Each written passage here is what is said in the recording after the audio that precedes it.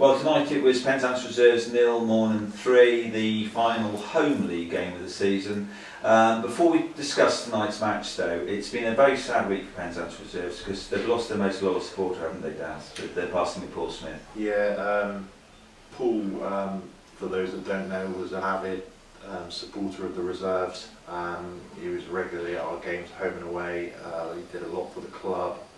Behind the scenes, obviously produced the programmes week in, week out. He sort of kept people up to date on Facebook with, like, in-game details of goals scored and whatnot.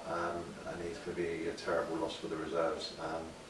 Really devastated when I found out. It's just a really sad time for the club.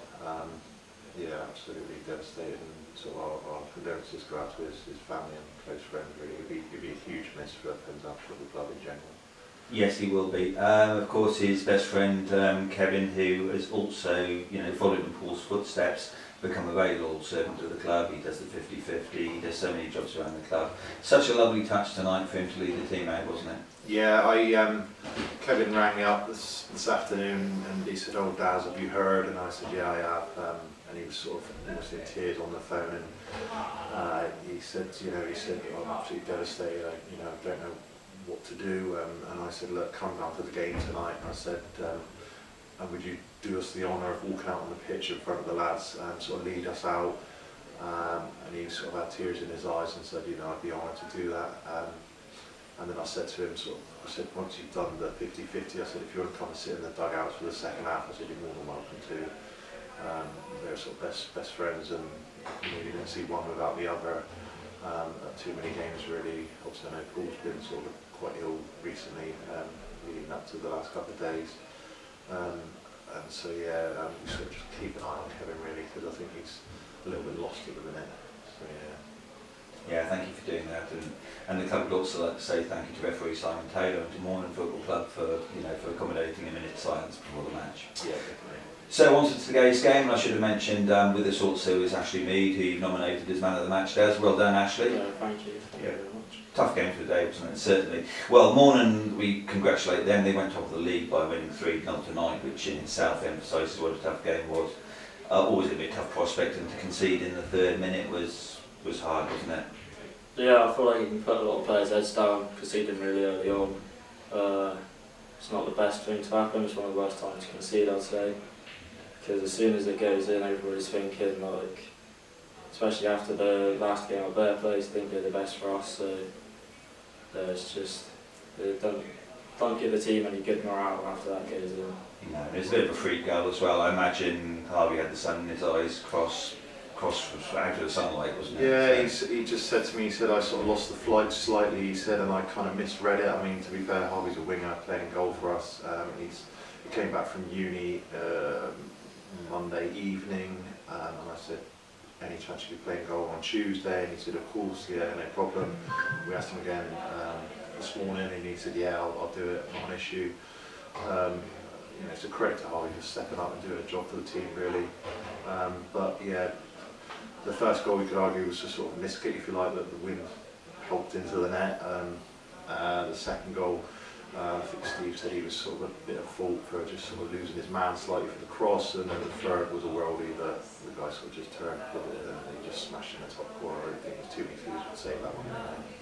No, absolutely not. Fantastic strike, and we must add that all 3 goals. It was a hat-trick for Alan Keenan, so congratulations to him. But we, playing the team who was second, have gone top, there was plenty to please us, really, wasn't there? Definitely. I just said to our, we spoke at half time, and I said to the lads, although it was 2-0, I said, "You are 100% in this game." We felt had Kizzy's chance sort of the tail end of the first half gone in, he made a great save in the 1v1. It could have been slightly different, but certainly at half time we didn't feel we were out of the game. We were quite aware of how they would play, given their last game, and we knew that they can be quite direct in how they go about things. So we were aware of certain styles of play that they were going to bring, but at the same time, credit to Mawnan, they've scored a lot of goals this season. I don't think there's too many teams that have battled as well as we did tonight against them, considering we had a very young team again. So massive credit to the boys and the likes of Ashley that I mean, I sort of joked with Ashley a few weeks ago and say, you know, I don't really see him as an under-18 as such. He's sort of seems to have been around forever. So yeah, massive credit. I think they battled really well, and they couldn't leave tonight with their heads held high. Really. Yep, and as you alluded to, we had an outfield player in goal in Harvey Richards, which leads me to ask how is Adrian Murley after his interview 2 weeks ago? I spoke to him a couple of days ago. He's not great at the minute. When he said when as soon as he stands up and tries to walk, he's getting dizzy spells. He's had a brain scan because I think they were concerned he might have had a bleed on the brain. Thankfully, that's come back all clear. He's not great at the minute. I won't lie. He's sort of he's had to miss work for the last week or so. So yeah, he's not great. I'm not going to make stuff up and say he's brilliant when he's not. He sort of still messages in the chat. So yeah, all we can do is sort of wish him the best for speedy recovery, really. Yeah, good luck Adrian, get well soon. So, final home game of the season. Been great support again this season, hasn't there? Yeah. Yeah, I think sport plays a big part in how the team perform as well. We always get a nice crowd down here, especially we had a good turnout against Ludgvan the other week. I think helps it. But it's nice them being loud, cheering us all on, boosting morale a lot, boosts players' confidence, I think. And there's plenty of Meads in the stand. Yeah.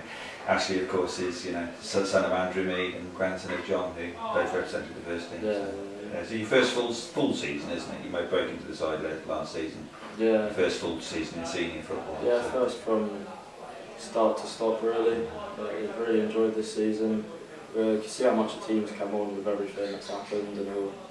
Hopefully we can keep progressing. Definitely, and of course it's been a tough end. One game to go. It's away to St Ives. It's another local derby on Saturday. And in the last 4 games, you've played the top 3 sides, so a bit of a tough end of the season. Yeah, isn't it? I spoke to Henry last night when we were sort of mulling over who we were going to start in what positions, and he said, "Do you realise that we're the 4th most informed team in the league at the minute, having played 5 and come away with 12 points from possible 15?" Which sort of speaks volumes of where the players are mentally and how their football is progressing. So yeah, it's been a super tough run-in. We're playing Ludgvan, Mawnan, St Ives, West Cornwall, Campbell School of Mines. They're all very good teams, and it just shows how we have progressed over the last few months. Really, that we seem to turn the corner. The confidence is growing. And again, playing teams like Mawnan and Ludgvan that are sort of seasoned teams that have been around the block, it's always going to be tough. But certainly, I don't think the boys can leave here with their heads down. I think they can be really proud of how they played again tonight, really. Absolutely, and the fact the fans keep turning up, I think emphasises, that people are pleased with what they're seeing. Anyway, congratulations, guys. It's probably the last time we'll speak. It's the last home game, so congratulations on what you've done, and thanks for giving us these interviews. All the best, guys. Thank you to yourselves, guys. Thank you.